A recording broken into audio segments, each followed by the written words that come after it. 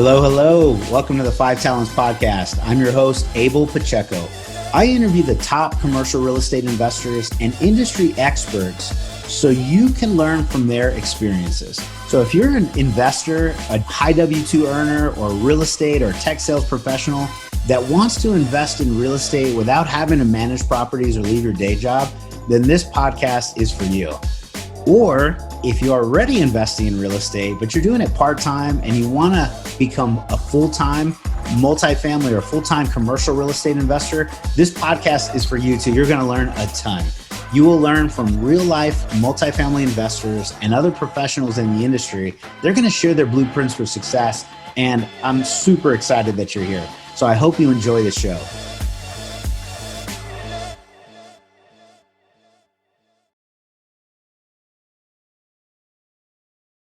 Hello, hello. This is Abel Pacheco, your host for the 5 Talents Podcast. We are bringing today another amazing guest, Mr. Alvin Johnson. Dream on, dreamer. How's it going, brother? What's up, Abel? How you doing today, man? Man, I'm doing excellent. Thanks for a lot for your time. I really appreciate it. And just all the things. So it's if you don't know Alvin Johnson, you absolutely need to learn a little bit more about this individual. Go follow him on all the different social spots. Go to Clubhouse, go to Insta. He has one of the most inspirational stories that I have heard. And he just, is just a real individual that's been making it happen. One deal at a time from $0 to $100 million in assets. And the guy knows how to do it. So Alvin, let me turn it over to you, brother. Give us a introduction. Tell us who you are and what you do. Well, man, again, my name's Alvin Johnson. Thank you, Abel, for the personal connection, for the opportunities that we spent, just getting to know each other on Clubhouse. Thank you for listening to me and letting me get on your podcast. Man, I like to say that I'm a real estate developer. I'm a developer of people, of relationships, and I'm a problem solver. We get paid based on the problems we solve, and I try to take on some big ones. And because of that, I hope to be monetized very well for that. I am I'm a business guy. I'm a husband. I'm a father, grandfather, uncle. Uncle Al, right? I'm all of those things. So, and really, I just like to be a friend, a loyal friend, and love to help make other people's dreams come true. That's me, really in a nutshell.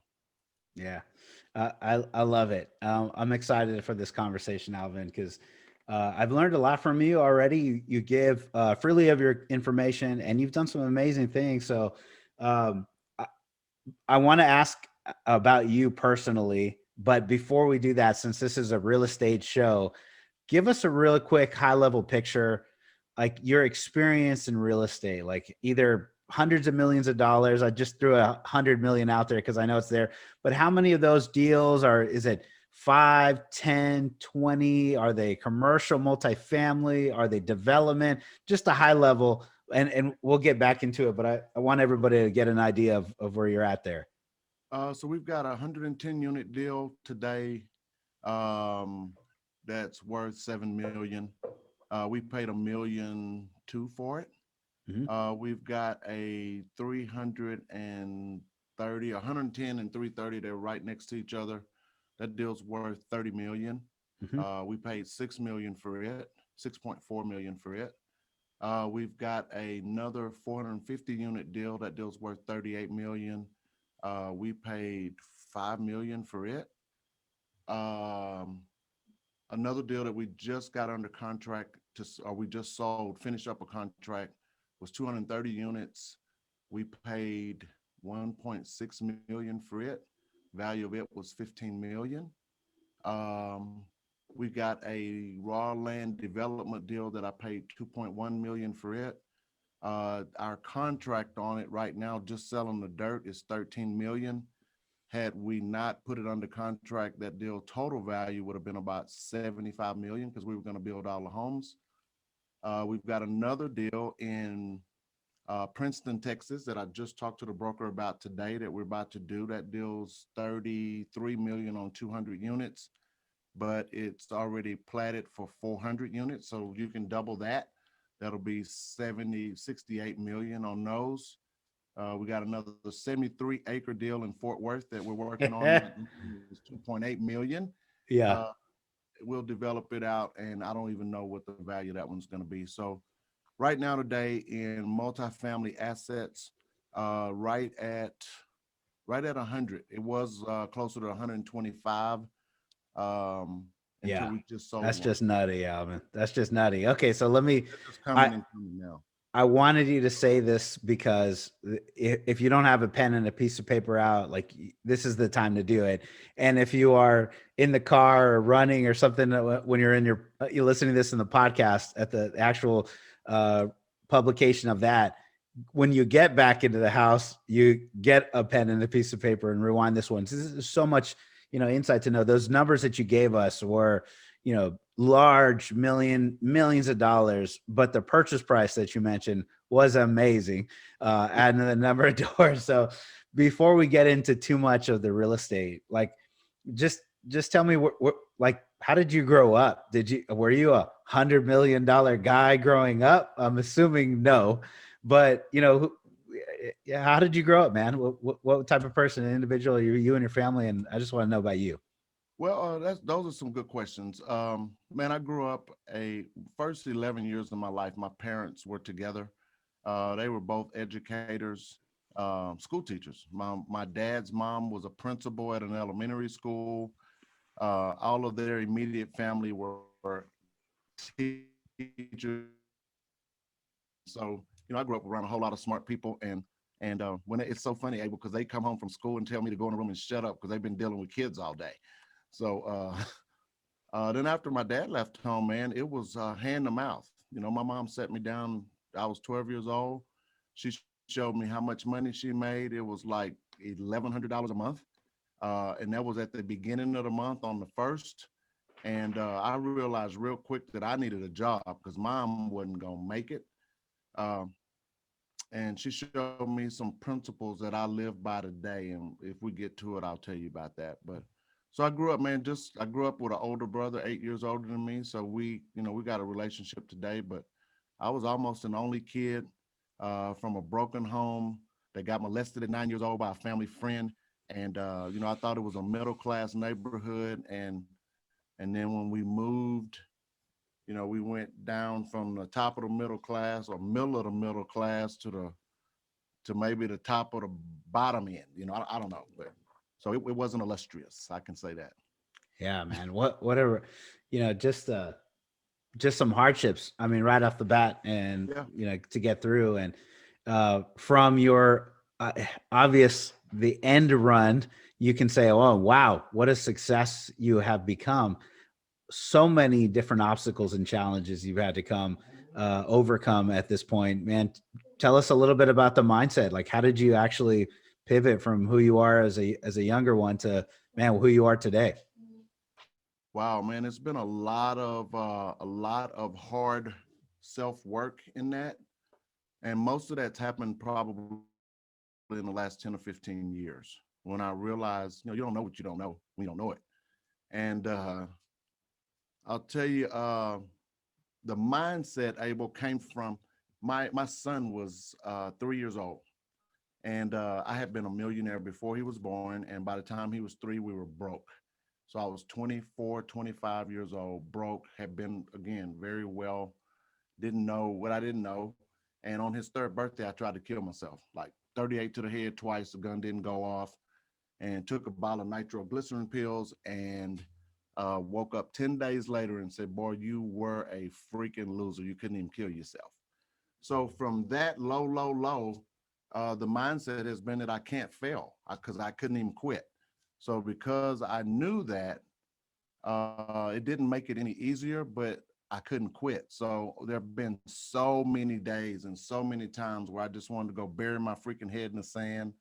Maybe wanted to jump off of a building, but I was too scared I'd get up with broken legs. You know what I'm saying? So, and I'm saying that facetiously and on a funny note, but really that was, I had already tried to quit, and because I couldn't, I just got up and kept going. And that goes back to the childhood thing. So wanting to quit, hell, I quit baseball Well, first of all, I quit something at 8 years old. I think it was baseball. I got hit in the eye with a baseball. They let me quit. Then when I was 9, I got molested, and so that took away all my childhood dreams. By the time I was 11, I saw my dad quit, and so everything around me had been quit, quit, quit. They let me quit piano lessons, and I'm not blaming my mom and them for that. They didn't know what they didn't know either. They didn't know they were building a guy that would quit when everything got hard. So that's what happened. And so from again the mindset of you can't quit, you may as well just go be great. And I'm still working on that to try to figure that part out. Yes, baby. Yes, Alvin. I'm so inspired, man. I want to, just I don't know, run through a brick wall right now, man. There's so many things that you've had to overcome, and just hearing it and knowing a little bit about you and the type of individual you are today, it is like there's no excuse, in my opinion, no excuse for me not to, go after and go get the best possible life, man. I mean, this you've clearly laid it out, and I appreciate you just being so vulnerable and open and sharing. Well, I'll tell you, Abel, the sharing part is the healing part. Um, they say undealt with trauma leads to a lifetime of drama. Mm, And until we're able to face that stuff, man, you're gonna keep going through it. yeah, Until you're able to realize that, man, I made a mistake, and maybe I don't need to go around that block one more time. I see that hole in the street this time, yeah, right? So I think I've had to deal with that. I've taken the advantage or the opportunity to be able to deal with that, and it makes it a whole lot easier now. It really does. I don't have to worry about yeah, hiding it because I put it out there first, and hopefully it'll help yeah. somebody else. Oh yeah. Oh, yeah. It helping me, and I haven't gotten that. I haven't had to go through the same exact hardships that you have. But I'm just thinking about mine. I'm like, man, this is yes, you're helping me, and so I know you're helping a bunch of people, brother. But that's the beauty of it. I mean, that's why we hire mentors. That's why we get in these groups. That's why we connect. Why would Mhm. I want to take Abel just told me, Alvin, don't go that way. It's jacked up over there. So Mhm. that's that I would really want to listen to that. So that's the beauty of sharing that so that somebody else may not have to go through what I went through because I just shared it. Yeah, absolutely. Well, thank you so much. And here you are, you're crushing it today. Those obstacles or challenges that you faced back then must put everything in comparison today. The hardships and obstacles are probably stressful. They're Yeah. probably have some things and tough decisions, but man, I know me personally, once I've tackled the hard ones, the other ones just don't seem as big of a deal anymore. Well, you know what they do, Abel. I'm a man of faith, and what they do is they build uh relationship, but it also gives me a track record with God, right? So it's like, God, I've been down here before. I've experienced this before. I know that if I do my part, you're going to do your part. And so when you've got history like that, man, I'm not going to say it makes it any easier, but when you believe and you have faith and you know you're doing your part, then, man, we just push, push, push, and we believe, believe, believe. And if it happens, it happens. If it doesn't, then there was a lesson in that for me. And I'm going to try to figure out what that lesson was. And so that the next time that gets to happen again, maybe I won't make the same mistake. Or maybe I Yeah. got that lesson from the last time and it'll turn out better. Yeah, I love it, and love hearing that you're a man of faith, as am I. And I always think about the hardships in terms of James 1 and 2, and it's like, oh, those whenever the trials come, consider it pure joy, That's right. and they develop perseverance, and the trials do come, They do. and sometimes it's hard to say I'm going to consider it pure joy, but that's what it says. And if you can do it and pass perseverance, and then on the other end of it, have faith, and it'll happen, my friend. So thank you very much for letting us into your world just a little bit. And I appreciate it. So today you have many multiple avenues, many multiple opportunities, deals, construction, new development. You're sharing openly. You're connected with some amazing new friends No, right. from Clubhouse. It's pretty crazy how our network just kind of blew up. And I see you hanging out with Uncle G and Grant Cardone, and in person, and all the fun stuff, man. All the fun stuff. So, tell me a little bit about what's going on in your world today. We heard your portfolio, so we get it, but we don't really get it. So I could see it, but I don't know what you do on a daily basis. And so maybe you can illuminate with some other people that, would love to say that I have this $100 million portfolio, but I don't even know the first thing about what it took to get there. And so, yeah, and any of the insight you want to give us, that'd be awesome. Well, man, I'll tell you, my day-to-day really is more around the people piece. With the properties that we have our own vertically integrated management company. And so I just oversee the top end of that. We've got some dynamic people that are running that. And so I oversee that. So there's very little operational things for me to do there. I look at the financials regularly. Right now, we're here in Texas, right? So we had that snowmageddon a couple of weeks ago. I just looked at the numbers. We had 111 units out of 330 that had broken pipes or flooded. So we've also got a construction company, vertically integrated. So we've got 35 guys out there doing remediation. That'll be my insurance will be taking care of that. So I'm just kind of overseeing that from my office here. And I go by the sites regularly, right? The ones that I can get to on a regular basis. And then most of my work today is around our new developments that are coming up. So I'm talking to partners, investors, lenders. I'm talking to people that want to get into this space because I've set my whole education platform up around. First, it started out last year. We were just teaching people how to buy multifamily deals.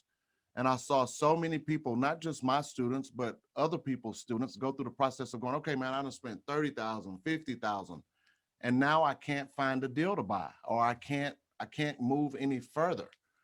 And there's no way that any of us can promise a student or anybody else that we can go out and buy a deal, because there may not be one to buy, or may not be one to that fits in your criteria, right? So what we did is we pivoted, and the pivot was, if there's no opportunity, then we are designed to create that opportunity. Hence, go find a piece of dirt, figure out how much it's going to take to develop it, and to figure out how much it's going to take to build it, put all the numbers together, find the people that are interested, and go make it happen. So that's what we're doing around the development of new apartments. We found some dynamic partners that have been doing this for 30 years. So they are my construction arm. They're giving us they literally have given us a piece of that, to where we're going to have a franchise of producing our own plant, of producing our own wall systems with their system in Texas. And so now our whole education platform is taking people from the thought process of wanting to know how to buy multifamily, all the way through learning how to buy it, underwriting it, why we buy it, why we don't, and then into the development of a brand new deal that if they want to, they can invest in. So I am so stoked about that. Nobody else is doing that. Nobody's building apartments and teaching people how to do it. And man, we just gonna set this thing on fire. We're gonna do 20,000 units in the next 5 years with strategic partnerships. And so most of my day is around that today, because everything else, I'm not gonna say it's on autopilot. We're refinancing one of our portfolios next month, about 49 million. Collectively, the properties that we paid 13 million for, we're doing that refi. So that deal's it's gonna be great. We're paying off partners, putting fresh debt, doing new rehabs. And so, man, it sounds like a lot. It is a lot. But we manage it. It It's sounds what we're like a designed lot, to and do. it is a It lot. is. But you've got a good team behind you. It sounds like I many do. number of people. Yeah. And well, I got 7 people here in my office. We've got 35 people that work out between the assets, and then we've got all of the construction guys. And then we got a couple of people behind the scenes helping me do this, and a couple of people running the social media. So yeah, man, and so the cool part, Abel, is I get to sit here, but because I'm sitting here, there are Mm-hmm. 5 other people that you don't see that get to have employment and get to be a part of this. And so that's making their dreams come true. One of the guys is starting his own social media company. I get to Yeah. be a part of that, right? So um, there's a lady that's starting her own accounting company. she's working and doing some stuff behind the scenes for us. I get to be a part of starting her company. And those are the things that make, when I say I'm living a dream, my dream again is to help make other people's dreams come true. So when I can be a part of those things, it's absolutely amazing. Yeah, that's awesome. Most people kind of forget about all of the connections, the linkings of the work that we do as investors. We're trying to create net operating income, and we're trying to force appreciation, and we're trying to make as much money as possible. So directly related to that, though, there's our investors that are putting in their money that are all, trying to create their families wealth, or maybe just paying for a kid's college, or taking that, the retirement a few years early. Then you have the people that are actually working on the property managers, the maintenance and the inside and out. Then you have all of the construction or rehab or repair, renovation, deferred maintenance, capital expense, all the exterior stuff, all the interior units, people that are working on that. But then there's we pay lawyers, we pay the appraisers, we do the inspectors, the lenders, the brokers, all of this community around that gets to be a part of our deals in one shape, form, or fashion or another. And then all of our, renters and tenants that they call this, place home. We make it clean, comfortable, safe, and we're trying to, build up our literal community and figurative community around our community. And it's just, there's a lot of connections that happen that some people just don't quite see. Yeah.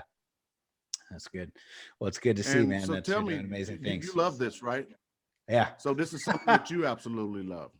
I do. I love, so absolutely, Alvin. I think from my side, it's the podcast that I'm creating now was essentially my ability to help as many people as possible get some of this information without bogging my own schedule down too much where I couldn't get anything done. So I went from taking way too many calls of personal time where people ask me, how did I do it? How can they get involved? And some of those were investors. So I'm happy to take those calls. And right. I want to take those.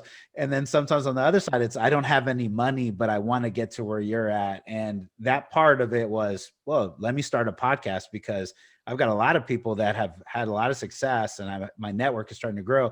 So let me get this information out there. And we've had about 26,000 downloads since September. And I go, well, there's no possible way I would have been able to share that much information with 26,000 people. It just wouldn't have happened. And that happened since last year. So just figure I'd continue going. And then from good. Yeah, we're excited. So that's real good, really, right? Oh, yep. I think so. I try not to measure it in, someone who's had 1 million downloads or something, because I'm like, that they're crushing it. But for me, I wanted to provide some information to people like at scale. And there's, again, no way I would have been able to have 26,000 conversations that quickly. So that was really cool. And for me personally, on the question of why we do all this, the real estate, the legacy creation, it took me 10 years to buy 8 houses. This is me and my wife. We kind of did it one deal at a time. And then in under 3 years, we're at a little over 1,000-ish doors, passive investors and general partner, active investors. But man, the 8 to 800 in 2 years, I was like, oh, I'm done. This is what I'm going to do. I'm going to go to multifamily. We're going to raise capital from investors. We're going to find properties. We're going to go buy them. And so now that's pretty much all my time is trying to find the next opportunity, work with partners, networking, building the company, and just, one step at a time, man. One step at a time. Same deal.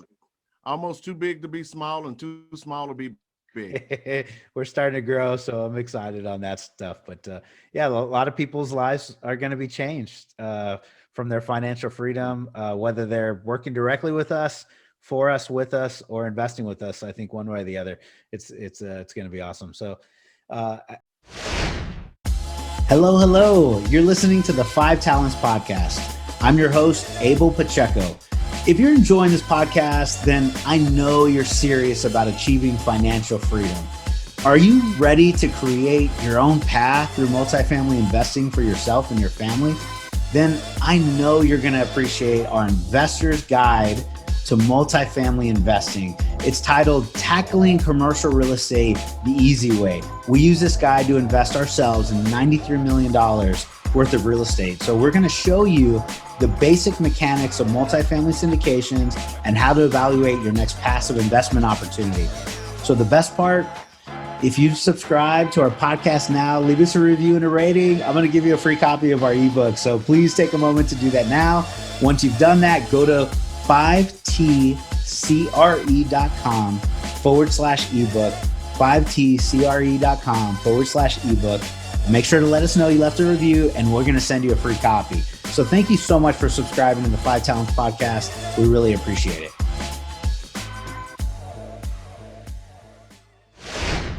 Alvin, on your side, you took, which was just a story that most people would say, man, you came from, started from the bottom, now you're here. So you had a number of just positive viewpoints on the way you've taken yourself out of what could have been just a rough, which was the rough situation, and now kind of doing what you're doing today. So give some advice to somebody that has a limiting belief or some obstacles in their path that they just think, I can't do it. What would you share some advice for somebody in that situation that's just like, I don't think I could do what they're doing. I don't think I can do that. Well, the first thing I would say, if that came out of someone's mouth, I would have to agree with them. Because if you say you can't, guess what? You're absolutely right. But if you say you can, you're absolutely right. So my pastor loves to say that, and he teaches us that your life typically follows your mouth. So if you wake up every day and say, I'm gonna have a great day, I'm gonna have a great day, you typically gonna have a great day. If you're gonna wake up and say, man, I'm gonna have a shitty day, well, guess what? You better suit up because here it comes. So same thing with the limiting belief that I could never do what Abel Pacheco does. Well, why not? And the reason I'm so vocal about what we do is because I shouldn't be here in the normal sense of, I barely got out of high school, not because I was a dummy. It's just that they didn't know how to teach kids like me back then. They didn't have ADHD, OCD, all those initials back then. Mm-hmm. They had go sit your butt in the corner and shut up. So my thing would be, first of all, they probably need to change their environment and get around a different group of people. Mm-hmm. Because if you are thinking you can't, then you're probably hanging around a whole lot of other people that are saying they can't. And you hang around 5 broke people, you will be number 6. You hang around 5 rich people, you will probably be number 6. So it really just depends on the environment of what you're taking in, because what goes in is exactly what's going to come out. Garbage in, garbage out. Yeah. So that'd be my first piece of advice. Watch what you say about yourself and then change your circle of friends. And if you don't have a circle of friends, or if you don't know a group of people that can talk life into you, then go home and stay by yourself. At least it's better than hanging around a bunch of losers, right? And then I promise you, as you get better, it'll get better. Yeah. So as you get better, everything around you will get better. Your perspective gets better. The people that come around you get better. Everything gets better as you get better. So that's my encouragement. I love it. Your belief first in what you're telling yourself, the words that you're speaking to yourself, your network, your circle of friends, the people that you're around, and then just those in of itself, right? I'm very mindful of the way I think about my every single day that I wake up. Like, there are a number of thoughts that cross my mind, and I have to correct myself in the morning and say, hey, this is the day the Lord has made. You better rejoice and be glad in it, and don't forget to thank him. And so that's kind of how I go about my day, or I try to every single morning, and I have a 3-year-old and a 1-year-old right now. And I'm remembering hey man, thank you so much. They're my why. So it's why I work hard, why we grind, why we're doing all of this. And I think about the lessons that I grew up with and the lessons that I'm trying to teach them. my my temper. I'll give you this. So my dad, he had a pretty good temper on him, and I could tell that's where I get a pretty good temper on him. Now everyone says, "Oh, you're Abel. You're always so positive, and you've got a great attitude and a smiley big face." That's the truth. But man, you get my 3-year-old daughter, and she's slamming around her bowl of her Cheerios, and milk's flying everywhere. I get a hot temper really quick, but I got to remind myself in that moment, ooh, I gotta watch my tongue. I gotta be careful what I'm doing, because this is what's going to shape, her and every day. And for all intents and purposes, I may be 40, and anybody listening right now, whether you're 25, 30, 40, you have to intentionally create that for yourself every single day, and believe that you can make it happen. Now, the circle of friends in your network is such a big part of this too, because if you've never been around other people that are doing it, it's so hard to connect with somebody that says, or in my mind, at least I'm talking about myself, it was hard for me to connect that I could do it, because I didn't see anybody else doing it, until I had one friend, Alvin, that was from my tech world. I was a W-2 employee for all the years. And I had one buddy that left the tech world. And he, when I caught up with him years later, he was buying apartment buildings, and he had 1,000 units under his portfolio. And I go, he was like me. if he can do it, I can do it. And so the network is so powerful, which is why I really love Clubhouse. Right. So let's dig into this a little bit. How did you first create your initial circle of friends, your initial network? Even just forget about Clubhouse for a moment. The initial network of people that you were learning from, you were educating yourself from. How did you find that network of people? Wow. It continues to evolve. So, I went to volunteer. I was 44 years old. 43 years old, 12 years ago. And I went to go volunteer for a guy that has 16,000 units. My life had fallen apart for like the third or fourth, fifth time. I don't know. I ain't had nothing to lose. So I went to go volunteer for this guy, and he has 16,000 units. Wow. And he brought me under his wing, treated me like a son, let me go home with him. I mean, literally took care of me. It was supposed to be a 30-day assignment, and it turned into 13 months. And then I became president of this $1.5 billion company. Wow. So from there, when that gig was over 2 years later, I had to go back into a bubble because I couldn't go get a job. Nobody was going to hire me to do that level of work. Nobody was going to hire me to do a lower level of work because I didn't know enough to be there. So here we are again. I got to go reinvent myself and figure it out and start over.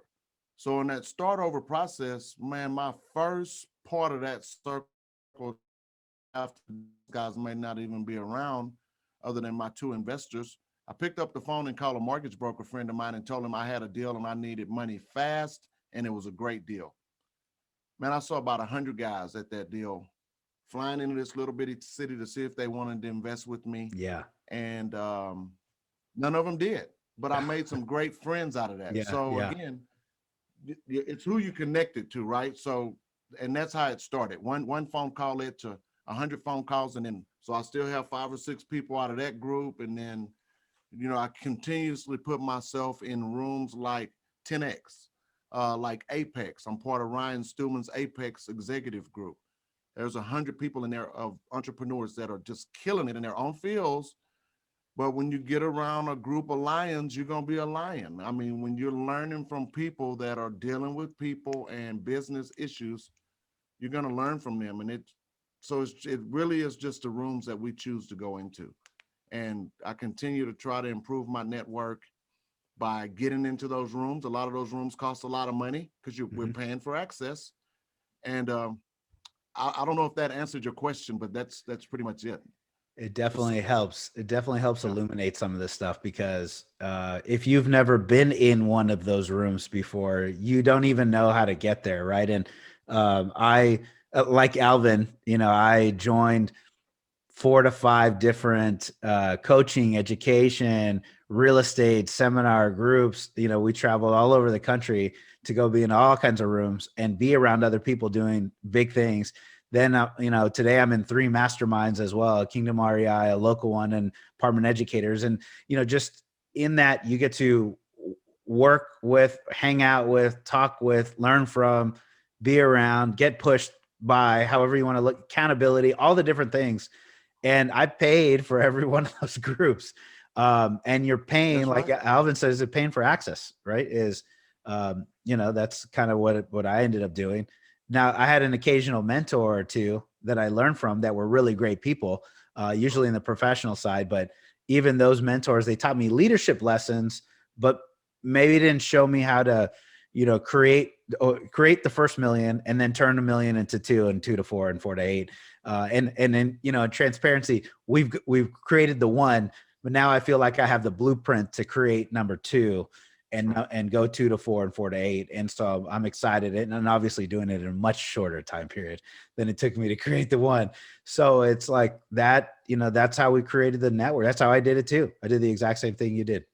But going from 1 to 8 and then 8 to 1,000, there was more learned in that 1 to 8 than the 8 to the 1,000. Would you say? Yes. Yeah. It's for me, and I'll talk in terms of my, let's say 2016 to 2020 in terms of years.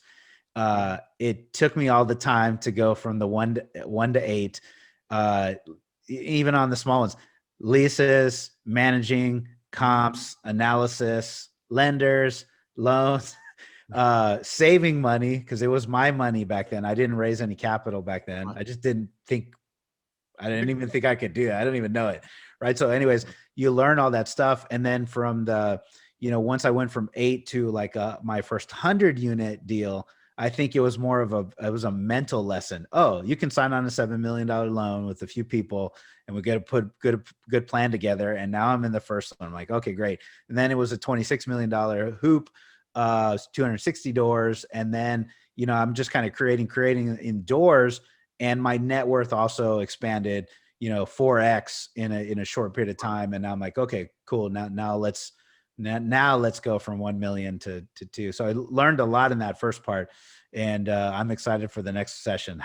I'd like to ask you the same question, my friend, because I'm definitely, learning from you on this wealth creation side of it. You've clearly got a good mastery of the first. So you tell me how was your learning cycle from where you're at and the next levels up, man? Tell me.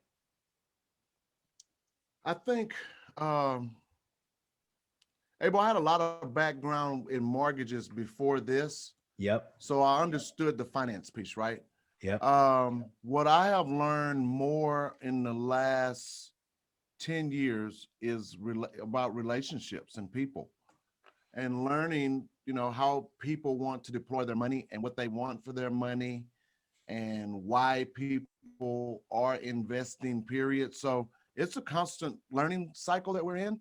But yeah, I would say I probably learned more in the first 10 years of this, first 8 years of this than I have in the last 2. Yeah. In the last 2 years, we've gone into development. So that is a whole different learning curve. Yeah. But it's still, but I understand it.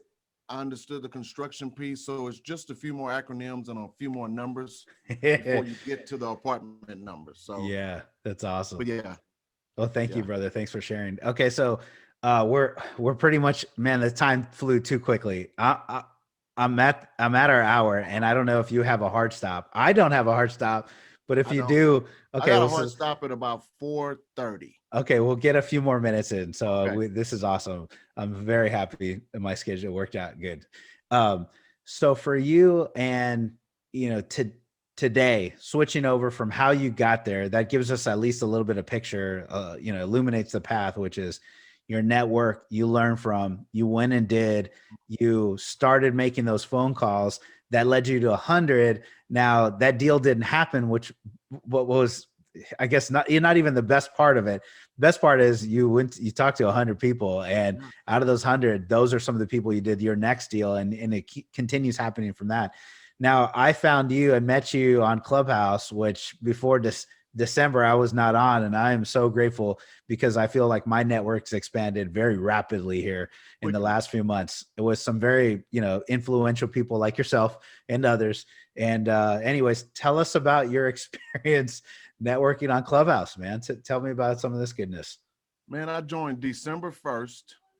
And when I joined December 1st, there weren't many people talking about real estate. I think I could probably name 5 or 6, 7 people that were literally starting rooms about real estate then. So when I started talking about multifamily, we all just gravitated to each other, and it became so addictive talking to people about something that I love so much that I was spending, and I think December 1st, 2nd, 1st of December, everybody's just coming out of Thanksgiving. So nobody was really working much. Yeah. Then we're going into Christmas, and then it was still COVID, all of this junk. Yeah. So, man, I got to spend 10, 12, 18 hours a day on that thing while working. And again, it has opened up some great relationships, and we built up a nice little fellowship.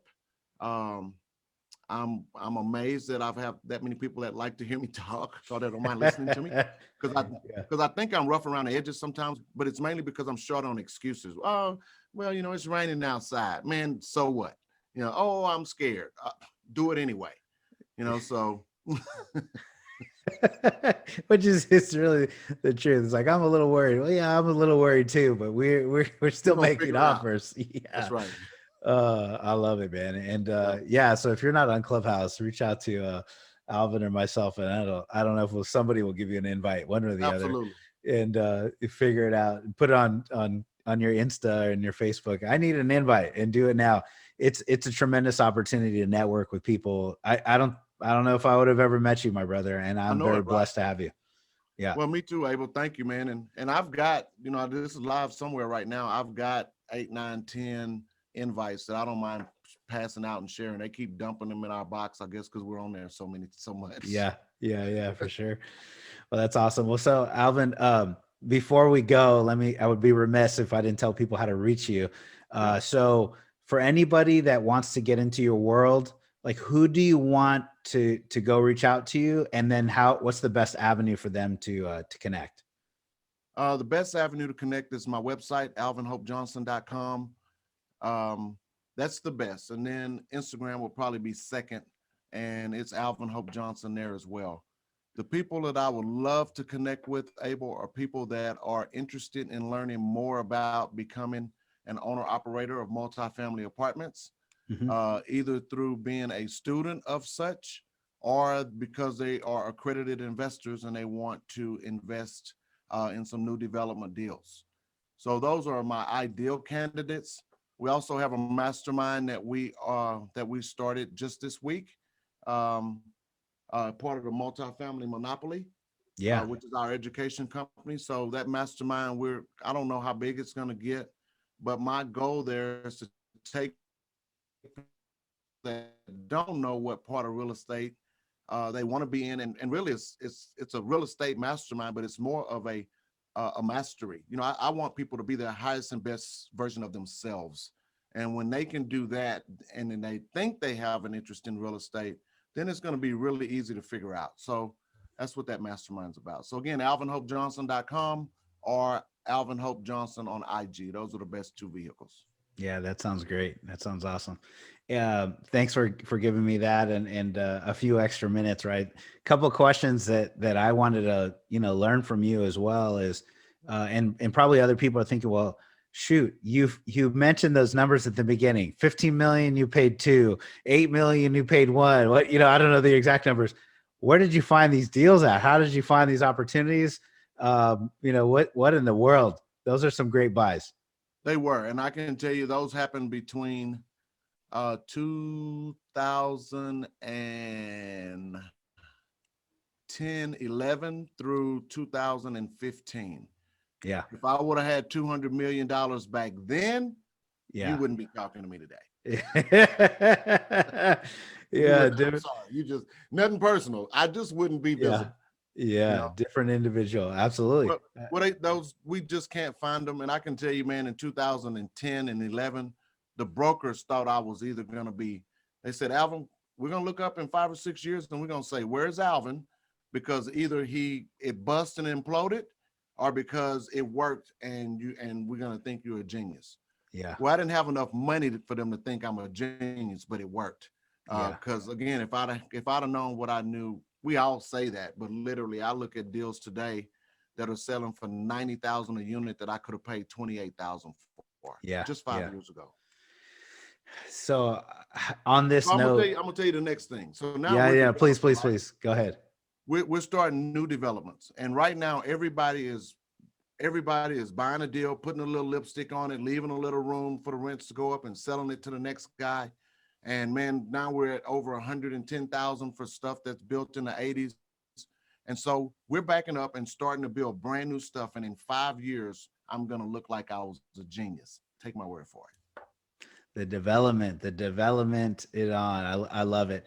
And that's what I was going to ask is I wonder if we're going to be saying the same thing in about 10 years from now is, oh, I wish I would have bought these doors at 90 or, but for you, it's, oh, I wish I would have developed more at 110, 120, whatever, 1,000 That's square foot. right. Anyways. Because the biggest thing for me with the deals that we bought that were built in the 70s are the systemic plumbing problems, Yeah. or having to go in and change all the mechanicals, or having units that hadn't been insulated very well because they were built in the 70s. And so we've got our residents with high operating costs, and we try to insulate the attics and change new windows, and all that's great, right? I mean, it's definitely giving them a much better place to live today than it was before we bought it. So I'm really happy about that, and I know you are too. But I can tell you, if I can go build a deal for 130,000 a unit, brand new Class A, and make it affordable because of how we're doing it, Yeah.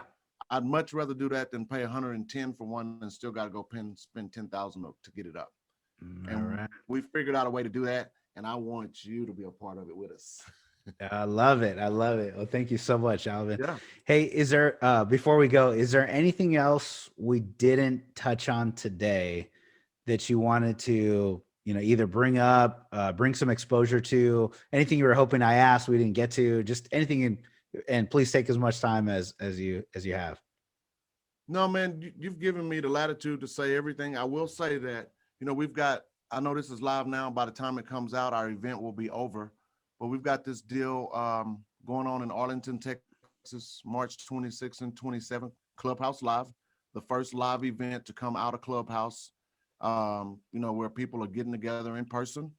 And then the other thing that I'm really super passionate about and excited about is our development course that is starting to, our platform to teach people how to buy and develop apartments. And we're going to officially launch that, I think April the 2nd or 3rd, right after our live event. So all the websites being tweaked and, all the funnels being clicked and all that junk, but it's going to be super nice. And I'm excited about that. That's awesome. I am so bummed out. I am not going to make it to Clubhouse Live. So my wife has been super cautious. Both of us have been super cautious this year. I haven't really gotten out, and I did just. I'm officially a vaxxer now, though. I got a vaccine, my first vaccine shot, and I'm waiting for the second one, April the 9th or something. So I think as soon as I get that one, I think I might go. I have the opportunity to venture out a little bit, but man, I would otherwise I'd go shake your hand, give you a big hug, and just tell you, man, thank you very much for just sharing your time and energy and everything that you're doing, brother. Well, man, it's a pleasure, and I tell you, I come to San Antonio at least once a month. Okay. My friend David Lynn has the Lynn Group. Yeah. So he's there. I come visit his office. We're doing a deal with him right now, a big deal with him. He's actually going to be at our event. But so the next time I come down to San Antonio, I'll give you a shout. Absolutely, brother. Absolutely. Well, thank you so much. I mean, Alvin, I don't want to take up too much of your time. I just appreciate everything you've done, all the things. And I look forward to hearing you more on Clubhouse and getting a little bit more connected to you and what you're doing and supporting all that you do, brother. So thank you very much for the time. Well, Abel, man, thank you, brother. This is good. I love talking about real estate. I love helping other people do it. If there's anything me or our team can do for you, please let us know. And when you get ready to go to the next, right? When you get ready to do a development deal, or when, I'm gonna reach out to you anyway, because I just want to share what we're doing. And and share the numbers just like we have on Clubhouse and on Zoom. Share it with you and let you see it, man. And some of your new investment partners may say, hey, let's get with Alvin and do something, because that's the only way I'm going to get to 20,000 units. I'm not being selfish with it. I need 20,000 units. And if I can partner with Abel on 2,000 of them, let's do it. Yeah, let's get it on. We'll Okay. look forward to it. Thank you very much, Alvin. Again, my name is Abel Pacheco. I'm your host for the 5 Talents Podcast. If you heard something that provided you value, which I know you did, go over to our podcast, subscribe, rate, and leave a written review. It does help, and we just appreciate all the things. So, Alvin, thank you very much. And Abel Pacheco, I am out. Thank you, Alvin. Abel, thank you, man. Dream on, dreamer. Dream on, dreamer. Bye-bye, everyone. Bye-bye. Thank you for listening to this episode of the 5 Talents Podcast with your host, myself, Abel Pacheco. Each week, we're going to bring you interviews from industry experts and commercial real estate investors who followed their dreams and achieved massive success. Before you leave, let me ask you a few questions. Did you enjoy this episode? Did you learn something valuable? Was your mind stretched to what's possible and what you can achieve? Do you want other experts just like the one you heard today? If you answered yes to any or all of those questions, then please take a moment to subscribe to the 5 Talents Podcast, give us a 5-star rating, and most importantly, leave us a written review. Tell us what you liked, tell us your favorite guest, give us any feedback. I'm excited to learn and improve so you can get a more valuable show. So thank you again for subscribing to the 5 Talents Podcast.